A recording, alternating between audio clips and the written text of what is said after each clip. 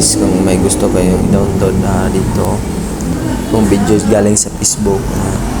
ang gawin nyo ay kita nyo tong yung share ito,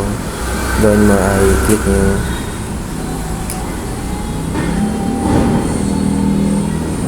copy link ito, tapos ay copy nyo lang ito, yan, tapos punta kayo sa Chrome, tapos sa Chrome ilagay nyo lang ito, yan, tapos i-click ito yung video na gusto mo lumabas na, tapos ang gawin mo ay punta kayo dito, tapos pagkita kayo ng parang lapis ito, i-click nyo yan, i-click, tapos silain nyo dito pupunta, tapos pag may nakita kayong ito aim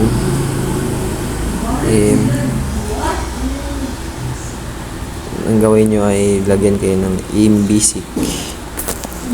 type nyo aim basic, pagkatapos click nyo lang,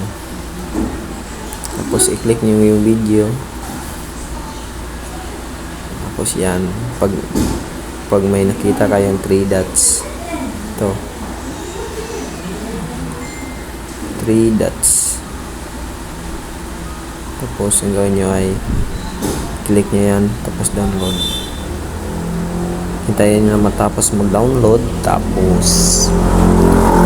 minute mag-download pa siya.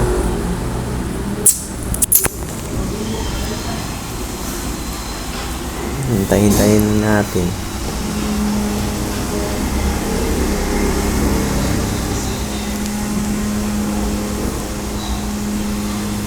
Hintayin na lang. Tapos para mapakita ko sa iyo kung ito download na, tapos open.